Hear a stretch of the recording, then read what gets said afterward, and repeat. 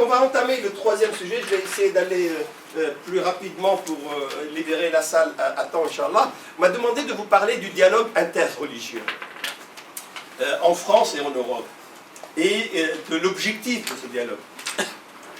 D'abord, le terme dialogue, c'est un terme occidental pour rendre compte d'un terme en arabe qui ne peut pas être traduit par dialogue en réalité. Le terme en arabe qu'on trouve dans le Coran, il est de deux sortes. Il y a un terme en arabe qui s'appelle al-jidal. وَلَا تُجَادِلُوا أَهْلَ الْكِتَابِ إِلَّا بِالَّتِي هِيَ أَحْسَنُ. Al-jidal vient d'un verbe jadala. Jadala, c'est-à-dire nouer, c'est en réalité piler les cordes. C'est pour ça qu'on appelle même quand on fait les tresses, tresser les cheveux, on appelle ça al-jadal. En réalité, quand je tresse une corde, qu'est-ce que je fais? Je prends des fibres, je vais les nouer avec d'autres fibres pour faire une corde beaucoup plus solide. C'est ça, le tressage, il sert à ça. Donc on a pris ce terme-là, qui est un terme physique, d'un travail physique, pour le donner à quelque chose de moral. Je vais donner un argument, mais je vais le présenter de telle manière que cet argument va solidifier, va supporter, va fortifier ma rhétorique pour que l'argument soit valable. Donc je vais essayer de répondre à ton argument par un argument beaucoup plus solide. Je vais tresser une corde beaucoup plus solide que la tienne. C'est ça al-jidal. Donc quand on parle avec les gens du livre, l'islam nous parle de ce jidal-là. Et on le traduit par dialogue. Mais il y a un autre terme dans le Coran qui s'appelle al-hiwar.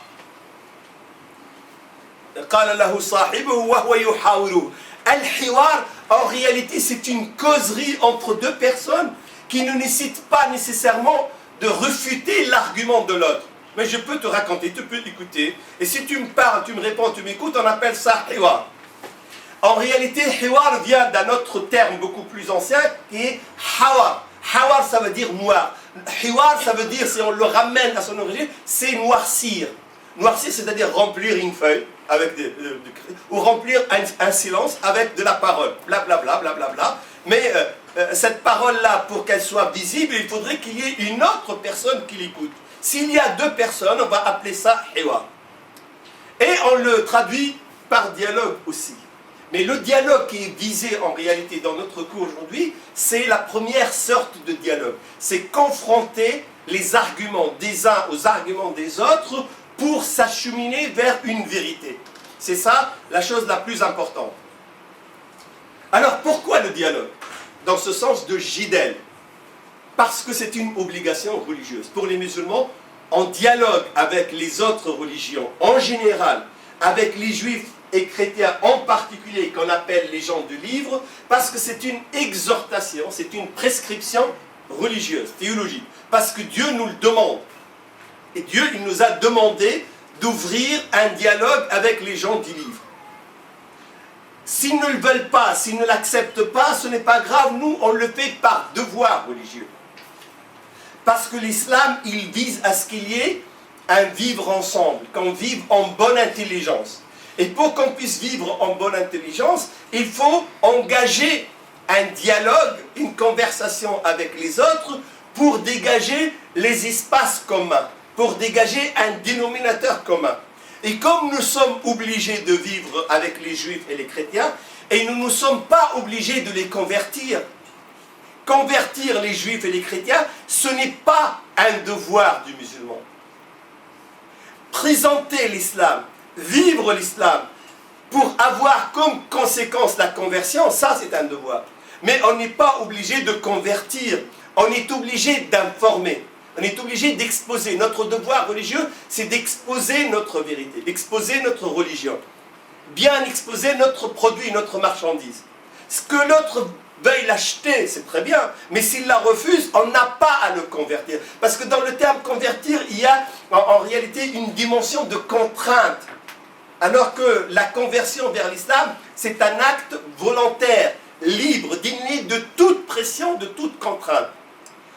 Et comment expliquer, comment présenter notre religion à l'autre si ce n'est par la conversation, par le dialogue.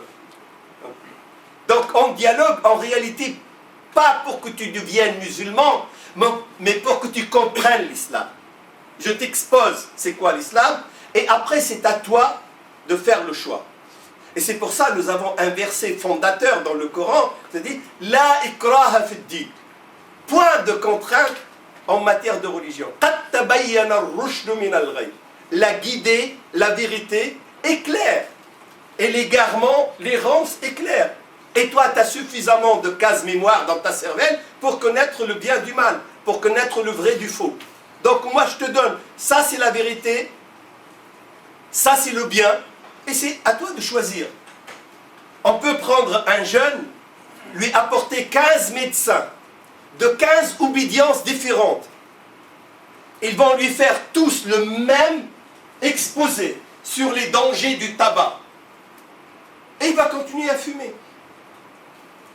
Il est convaincu rationnellement, mais il est faible passionnellement, il n'a pas la force, la volonté de suivre sa raison et de cesser de fumer. Pourtant, il sait que c'est mortel, il sait que c'est dangereux, il sait qu'il va souffrir. Tout le monde lui a affirmé ça. Mais on ne peut pas le contraindre. S'il doit cesser de fumer, ça devrait être sa propre volonté. Et d'ailleurs, les gens qui ont la personnalité suffisante, ils cessent de fumer immédiatement. Je connais un ami qui était avec moi à Amiens, c'est un Soudanais, c'est quelqu'un de très vertueux, de très pieux, mais malheureusement, il a cette tare-là, il fume. Et il est beaucoup plus âgé que moi, mais j'étais son professeur, il m'appelait son chef, et je fais des cours chez lui.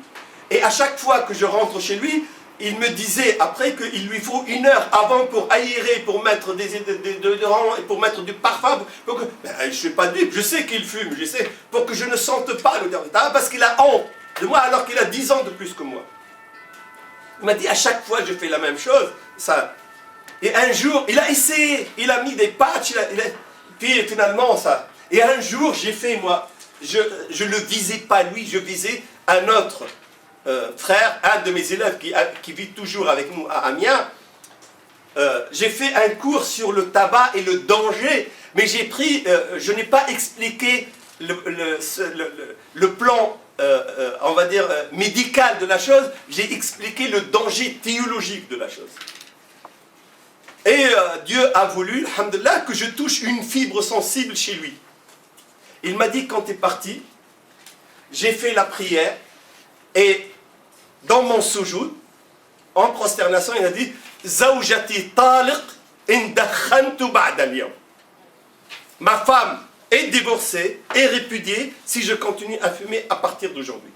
Et sa femme, c'est une Soudanaise, il vient du Soudan, de 5000 km de la France, et elle ne connaît personne. Il vient faire une thèse à Amiens, il ne connaît personne. Donc si jamais il divorce, il va trouver... non seulement c'est honteux pour lui, mais c'est mortel pour sa femme. Et il m'a juré, d'ailleurs je l'ai revu, il est venu après, il est rentré au Soudan, il est venu pour une visite en Angleterre, il est passé par Amiens, il m'a juré que depuis cet instant-là, il n'a jamais touché une cigarette. Il a puisé chez lui la force nécessaire pour cesser. Donc le croyant, s'il puise chez lui la force nécessaire pour suivre la vérité, c'est tant mieux pour lui. Mais s'il veut rester en sachant c'est la vérité et c'est l'égarement, il suit l'égarement, ce n'est pas notre faute. Dieu il dit il ne faut pas les contraindre. La ikraha fi ddin. Qad tabayyana ar-rushdu min al-ghayy. Donc la visée du dialogue avec les autres, ce n'est pas de les convertir, mais c'est juste de leur exposer la vérité. Mais même ça, ce n'est destiné qu'à une élite. Il ne faut pas croire, parce que souvent on a la vanité, on a l'orgueil, et on pense qu'on est arrivé au stade de pouvoir convaincre les autres. Et combien des jeunes que je vois dans mes séminaires, mes conférences, ils pensent parce qu'ils ont lu un livre, parce qu'ils ont écrit un livre, ou parce qu'ils ont écrit un article, ou parce qu'ils ont vu des émissions, ou parce qu'ils ont suivi 3 ou 4 séminaires, ça y est, je suis bien équipé. Puis il y en a un à Amiens, il m'a dit, il y a les témoins de Jéhovah qui sont venus chez moi, et j'ai discuté. Je lui ai dit, écoute, Hajj, c'est quelqu'un, et c'est quelqu'un qui pense être un savant. Je lui ai dit, Hajj, s'il te plaît, ne l'ouvre jamais la porte. Ne discute pas avec eux. Il m'a dit pourquoi? Je lui ai dit ne discute pas avec eux. Tu me fais confiance, je suis ton chef, ne discute pas avec eux. Réponds-leur poliment, tu peux leur offrir, hein, mais discute pas de religion. Et il ne m'a pas suivi. Il dit, bon, c'est que je veux l'empêcher de montrer sa force et sa science.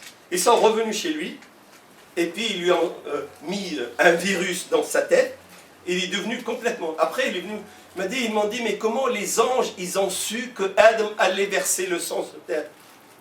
Et je lui dis, qu'est-ce que tu as dit? Il m'a dit, je ne sais pas. Mais il m'a dit, mais pourquoi? C'est vrai dans le Coran, j'ai jamais fait attention.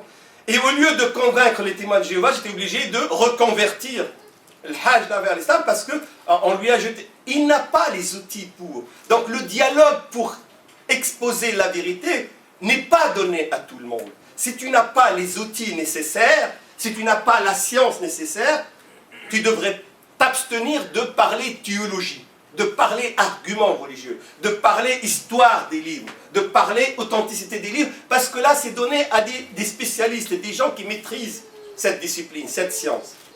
Mais en tant que musulman, tu es obligé de dialoguer avec eux. Tu dialogues en quoi? Et là, l'islam, il nous a donné une règle. قُلْ يَا أَهْلَ الْكِتَابِ تعالوا إلى كلمة سواء بيننا وبين. Oh, vous, les gens de livre, venez, on va établir d'abord une base de dialogue, un référentiel sur lequel nous sommes tous d'accord, un dénominateur commun. C'est qu'on ne croit qu'en un seul Dieu, c'est déjà ça. Parce que si vous ne croyez même pas en l'existence de Dieu, ce n'est pas le dialogue religieux qui est demandé, c'est autre chose, c'est un autre registre. Vous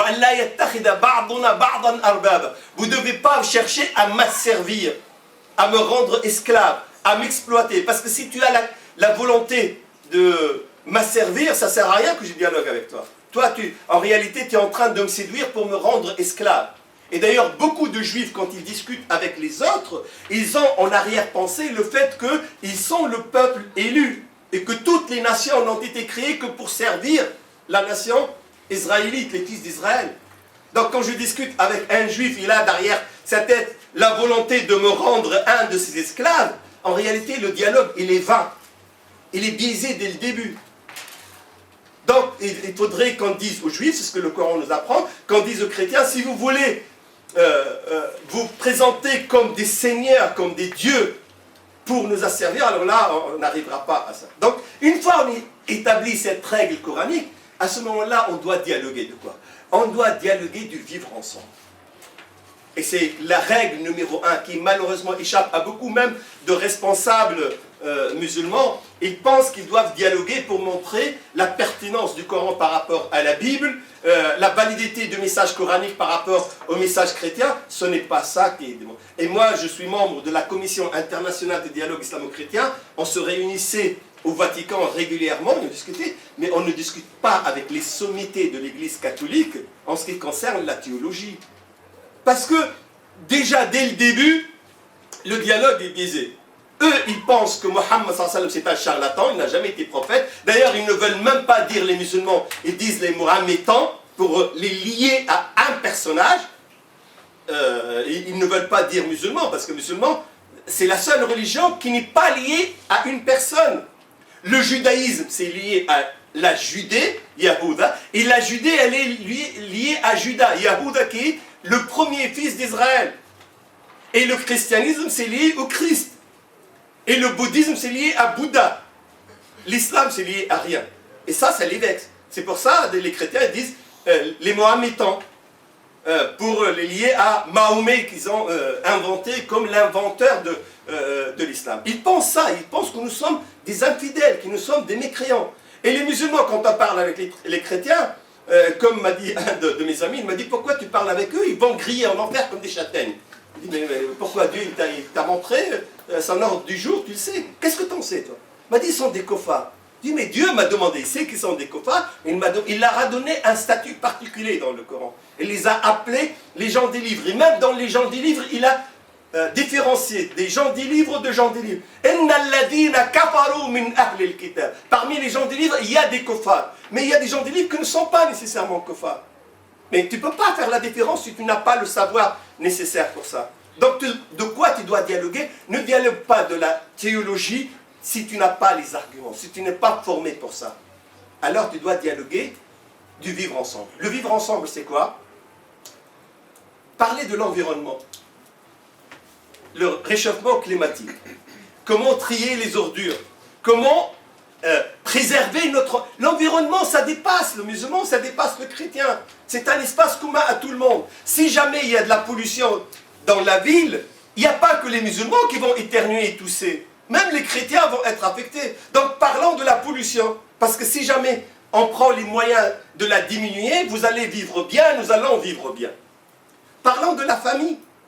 Si jamais la famille est menacée, c'est la structure, la cellule même de la société qui est menacée. Et c'est pour ça la manifestation pour tous, pour répondre au mariage pour tous, elle est pilotée essentiellement par des chrétiens.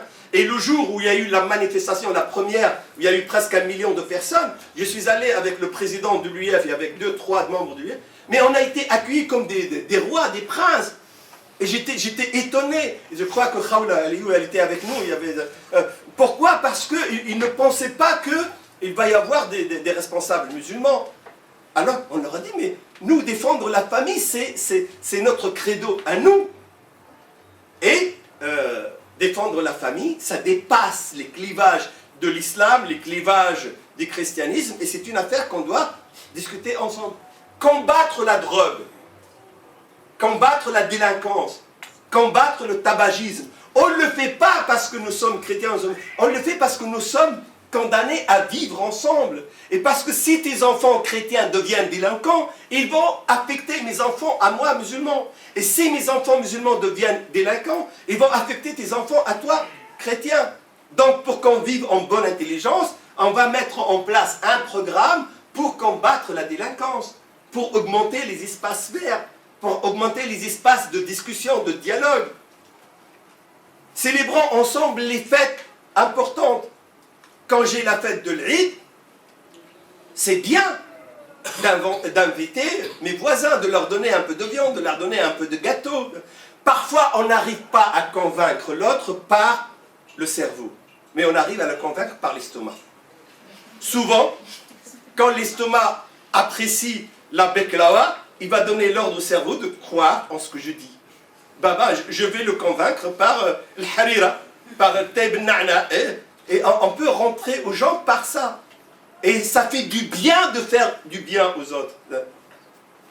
Et si je les invite pour le mois de Ramadan, j'étais au Koweït, j'ai fait une conférence, et j'ai dit, le mois dernier, au mois de Ramadan, il y a le chef de la communauté juive d'Amiens qui est venu rompre le jeûne chez moi, et le chef de la communauté catholique. Et après, malheureux, tu invites des juifs chez toi, c'est comme si c'était quelque chose... On dit, mais c'est la tradition du prophète, c'est la tradition de l'islam. Et le pire, le juif, wallah, il a, à l'époque quand je l'ai invité, il avait 84 ans, là il a 88 ans. Et le prêtre chrétien responsable des catholiques amiens, wallah, et tous les deux, ils m'ont juré que le prêtre, il a jeûné de 3 heures du matin, parce qu'il ne savait pas quand, jusqu'à ce qu'il vienne. Il est venu tout pâle, il allait mourir, c'est la première fois que... Qu'est-ce que t'as? Il m'a dit, parce que je ne voulais pas rompre le jeûne alors que je n'ai pas jeûné. Depuis tout, il m'a dit, j'ai mangé une pomme à 3 heures du matin. Je lui ai dit, mais non, tu aurais pu manger jusqu'à pratiquement 5 heures du matin. Jusqu'à, je crois, même 5h30. Il m'a dit, ah bon? Il m'a dit, j'ai trouvé un jeûne, je suis sorti, je ne pouvais pas. Et j'ai mangé une pomme, et depuis, il allait mourir. Il n'a jamais dépassé 4 heures, 5 heures. Mais c'est un geste très louable de leur part pour répondre à ma politesse, à moi, mon avis. Et tous les ans, ils viennent à la maison. Tous les ans, ils viennent à la maison. Et d'ailleurs, je me rappelle cette année, le ramadan dernier, j'étais occupé, je ne les ai pas appelés. Attends, ils ont téléphoné à un de mes étudiants qui avait l'habitude de dire, mais qu'est-ce qui se passe, monsieur Ben Mansour, on ne nous a pas encore invités. Et ils aménagent leurs vacances pour venir manger chez moi. Et ils partagent avec moi la spiritualité. Je ne leur parle pas du ramadan, je ne leur parle pas de la religion. Mais je les pousse à partager cette spiritualité et à apprécier ce geste-là. Et après, le prêtre et le juif, quand ils entendent les RG, le préfet dire que Ben Mansour c'est l'homme à abattre, non, mais c'est quelqu'un de bien. On a bien mangé. Mais je suis en train de me rendre service par un geste de dialogue. Mais quand on est ensemble, on parle de quoi? On parle de la Palestine. On parle d'Israël, on parle de l'injustice. Et je les amène à reconnaître que l'injustice, c'est une injustice. Que l'injuste soit juif, soit musulman, chrétien, il est injuste. Que le tyran soit un chrétien ou un occidental ou un arabe, c'est un tyran, c'est un tyran. Donc au lieu de se fixer sur l'obédience, sur la religion, sur la personne, on va se fixer sur les valeurs. Et on va être tous d'accord ensemble. Je leur dis, Ben Ali, le président tunisien, c'est un tyran. Ok. Mahmoud Abbas, le président palestinien, c'est un tyran. Ok. Mais George Bush, c'est un tyran. Et là, ils vont me dire, ok. Parce que j'ai reconnu. Mais que eux, c'est le mal absolu, et nous, c'est le bien, c'est pas comme ça. Donc le dialogue qu'on a et qu'on devrait surtout instituer dans les localités, dans les villes, dans les quartiers, c'est un dialogue de vivre ensemble. Et quand ils m'invitent, moi, pendant le Pâques au Noël, j'assiste, mais je ne suis pas obligé de faire la prière avec eux, de partager la liturgie avec eux. Est-ce que vous savez que le prophète, sallallahu alayhi wa sallam, quand il y a une commission, une délégation de chrétiens qui sont venus d'une ville au sud de l'Arabie, au nord du Yémen, qui s'appelle Najran, ils sont venus, au moment de leur prière, qu'est-ce qu'il leur a dit le prophète? Allez faire, il a dit aux musulmans, laissez-leur la place. Puis il a aménagé dans la salle de prière, dans la mosquée du prophète lui-même, un espace, il les a laissés faire la prière. Des chrétiens qui font leur prière où?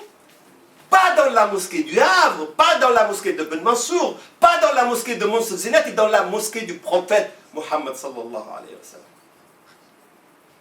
On a des musulmans, et j'ai fait ça, le test, j'ai fait plusieurs fois, des musulmans qui ont 40 ans en France. Ils n'ont jamais mis le pied dans une église, ou une cathédrale, ou une chapelle. Quoi, c'est haram. Mais vous avez trouvé ça où? C'est marqué où que c'est haram de mettre le pied dans une... Tu vis en France, tu sais même pas c'est quoi une chapelle, c'est quoi une cathédrale. Comment tu peux être intégré si tu connais? Mais aller dans l'église, ça ne veut pas dire faire le signe de la croix, ça ne veut pas dire croire que Jésus, c'est le Fils de Dieu. Ça n'a absolument rien à voir.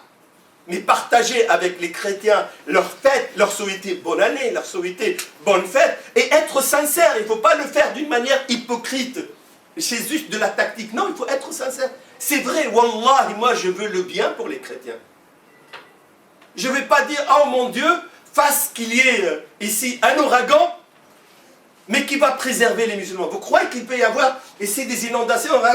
La maison là, on va la laisser, celle du musulman, celle-ci, prenez-la, celle-ci, on va la laisser. Non. Quand il y a un scandale, quand il y a une catastrophe, elle touche tout le monde. Et je n'ai pas envie qu'une catastrophe touche les chrétiens, parce que si jamais ils meurent, je vais mourir avec eux.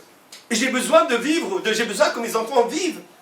Donc je vais chercher le bien pour la société. Et quand je fais les invocations pour le Jumu'ah, Allahumma j'al hada al-balada amin, on me dit, mais malheureux, tu es en train de demander que la France devienne un pays. Mais ce sont des kuffars. Mais je ne prie pas pour la France, je prie pour moi. Si la France aille au diable, je vais être le premier. Mais je suis français, je suis ici, c'est mon pays. Donc quand je leur veux du bien, en réalité, c'est la seule alternative musulmane.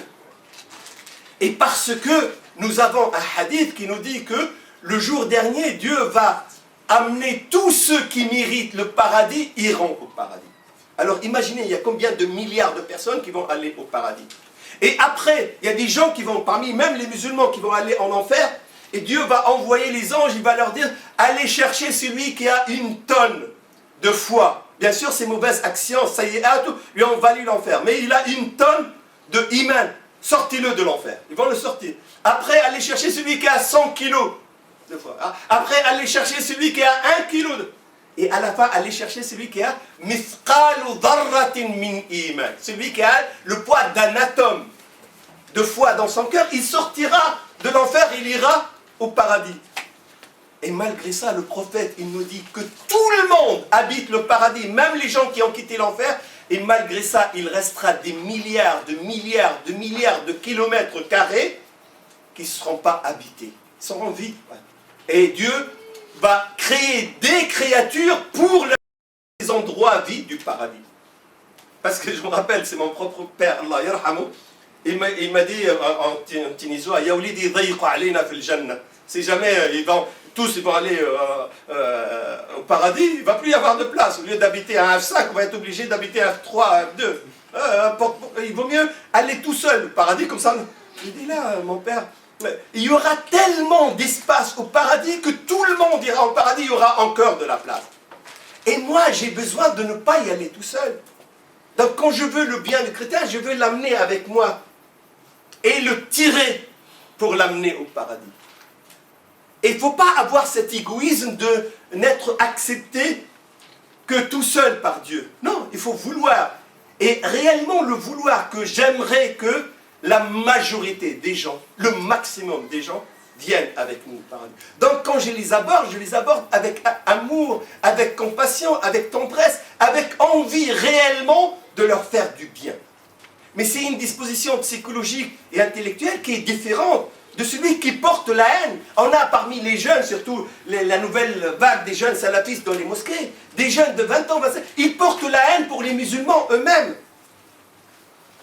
Et quand tu le vois, il a une tête d'enterrement. C'est comme si je lui tuais son père. Et je t'ai rien fait, moi. Fais-moi un sourire, c'est gratuit. Un sourire, ça te fait des hasanats, et tu payes rien. Mais non, regarde. Et puis, il y a les frères mauritaniens, j'étais à Bigneux, ils m'ont dit, il y en a un qui a assisté à ta conférence, il est parti. Je lui ai dit pourquoi. Il m'a dit, il a peur qu'il soit convaincu, parce que lui, il sait que tu n'es pas savant. Je lui ai dit pourquoi. Parce que tu es de l'UIF. Et alors, parce que l'UIF fait partie de Al-Qaradawi. Et alors, parce que Qaradawi, c'est un kafir. C'est un jeune, un produit français, qui a 20 ans, il ose donner à Al-Qaradawi le titre de kafir. Le plus grand savant au monde, ce jeune-là, banlieusard, a décidé que c'est quelqu'un qui va aller en enfer. Et dans son visage, tu vois la haine qu'il porte. C'est haram. Et toi, tu ne portes pas le foulard. Tu ne portes pas le foulard, tu es une zagne. Tu n'as pas une barbe, tu es un mauvais musulman. Tu portes un costume. Moi, le costume cravate, je suis un vendu, je suis un traître. Et je lui dis, toi qui as une Twingo, tu devrais être un traître, parce que le prophète, il montait une mule. Tu devrais avoir un âne, mais avoir une voiture, c'est un traître aussi. Mais cette haine-là, cette hostilité que nous avons, ça montre que le cœur n'est pas musulman. Le cœur musulman doit réellement porter le bien, l'amour pour les autres. Et si je porte l'amour et le bien pour les autres, quand je dialogue avec eux, j'ai qu'une envie, c'est qu'ils voient, qu'ils touchent la vérité pour qu'ils soient convaincus, pour qu'ils viennent avec moi au paradis. Ou alors qu'ils m'alertent, qu'ils m'informent que moi je ne suis pas tout à fait sur le droit chemin, qu'ils me ramènent à l'ordre, donc ils vont m'être bénéfiques. Et c'est pour ça que je veux discuter avec eux des choses qui nous servent tous les deux. On va discuter de la famille, on va discuter de l'environnement, on va discuter de la drogue, on va discuter du tabac, on va discuter de la pornographie. On va discuter de tous ces sites internet. Dès que tu rentres, tu as des images insoutenables. On va parler de l'hostilité, du mensonge véhiculé par des prêtres chrétiens pour dénigrer l'islam. Et d'ailleurs, moi, j'ai quelqu'un qui travaille à la DST de l'époque, qui est devenu maintenant la direction du renseignement intérieur. Je lui ai dit, écoutez, moi, je vous donne un conseil, en tant que Français. Laissez tomber votre guerre contre l'islam. Dites à M. Hollande, au lieu de passer son temps à vouloir interdire à la nounou de porter un foulard, ce qui est complètement ridicule, qu'il passe son temps à faire baisser le chômage, à faire augmenter le chiffre d'affaires des sociétés, le pouvoir d'achat. Parce qu'il va perdre la bataille de la nounou. Il va la perdre. Vous avez décrété une loi, une deuxième loi, le Parlement lui-même, tout le monde, la radio, la télévision, la rue, tout le monde est contre le foulard. Tout le monde a interdit le foulard. Demandez au souk, demandez au marché, demandez aux rues combien de femmes portent le foulard maintenant par rapport à 30 ans. Il y a 30 ans, il n'y avait pas de foulard. Très très peu. Il y en a dans la ville d'Amiens, la seule femme qui portait le foulard, c'était ma femme. Et les gens croyaient que c'était une nonne. Je vous jure, croyaient que c'était une bonne sœur, parce que dans leur tête, les musulmans, la seule qui s'habille comme ça, ce sont les nonnes, les bonnes sœurs. Maintenant, le foulard, il est partout. Alors, elle a servi à quoi, France Info, France 2, les lois, ils ont servi à quoi? Est-ce que le foulard a dit, il ne disparaîtra pas, on ne peut pas éteindre le soleil en soufflant dessus. Vous pouvez souffler sur le soleil pour l'éteindre. فَمَا أَدْرَكَ بِنُورِ اللَّهِ يُرِيدُونَ لِيُطْفِئُوا نُورَ اللَّهِ بِأَفْوَاهِهِمْ. Tous les mois, et je l'ai entendu du ministre de l'Intérieur actuel, Vaz, il dit que j'ai pas le temps d'inaugurer toutes les mosquées. Tous les mois, il y a au moins 2 mosquées qui sont ouvertes. Il se plaint. Je devrais aller faire l'inauguration des mosquées, mais il y a tellement de mosquées que j'ai plus le temps de faire ça. Alors, toutes les lois d'architecture, toutes les préemptions des mairies, toutes les complexités, les contraintes qui ont été dressées devant les musulmans pour ne pas avoir de mosquée, est-ce que ça a servi à quelque chose? Dans toutes les villes, maintenant, ce sont les communes elles-mêmes, ce sont les maires qui demandent aux musulmans de faire ce qu'ils appellent une mosquée cathédrale. Ils veulent être fiers d'avoir leur grande mosquée. Il y a combien de jeunes qui reviennent à l'islam? Tous les jours, combien de Français qui se convertissent? Et les Français ne se convertissent pas par mes conférences, par les conférences de Kiyoussen, de Zinati, de Tariq Ramadan. Ils se convertissent par la force même de l'islam, par l'agenda de Dieu. Tous les jours, il y a 70 Français qui se convertissent à l'islam. Et ce n'est pas parce qu'ils m'ont écouté parler, ils ont écouté Tariq Ramadan, c'est parce qu'il y a une force intrinsèque, un rayonnement interne à l'islam qui pousse les gens, malgré eux, à adhérer à l'islam. Donc cette religion-là, on peut essayer on peut essayer de combattre le foulard, on peut essayer de combattre les mosquées, on peut essayer d'expulser les imams. Vous savez, Château-Chinon, là où le professeur Zenati donne ses cours, pendant 15 ans, la France a refusé de délivrer des visas pour les étudiants étrangers. Pourquoi? Parce que Château-Chinon a été mis en place par les frères musulmans. Vous savez ce qui s'est passé 15 ans après? Les frères musulmans ont pris le pouvoir en Tunisie, au Yémen, en Égypte, et ça va. Et les étudiants étrangers qui ne peuvent pas avoir le visa, ils ont ouvert un institut en Grande-Bretagne, un autre en Grande-Bretagne, un autre en Bosnie, un autre, et maintenant il y a des instituts partout. On a dit merci à la France. Barakallahu fik. Parce que si vous nous avez donné les visas, on aurait eu un institut. Maintenant, on a une dizaine dans toute l'Europe. Et ça, est-ce qu'il y a moins d'imams? Donc, ça ne sert à rien. Ce n'est pas à nous de défendre l'islam sur le plan théologique, mais à nous de défendre le vivre ensemble des musulmans. Et convaincre l'autre que ça ne sert à rien. Le chrétien, le prêtre, tu es en train de mentir sur l'islam, ça ne sert à rien. Tu es en train de dénigrer le prophète de l'islam. Vous n'avez rien trouvé à reprocher au prophète, vous avez commencé à faire des caricatures. Et Allah subhanahu wa ta'ala, qu'est-ce qu'il a dit au prophète? Inna kafaynaka al-mustahzi. Ne t'en fais pas, nous allons prendre nous en charge les moqueurs, ceux qui se moquent de toi, ceux qui font les caricatures. C'est pas à toi de te défendre, nous allons. Inna rafa'na laka dhikra. Tout le monde va entendre. Imaginez s'il n'y a pas, eu les caricatures. Des centaines de millions de foyers n'auraient pas entendu parler de Mohammed. Mais grâce aux caricatures du Danemark, etc., il n'y a pas un seul foyer au monde où on n'a pas entendu parler de Mohammed.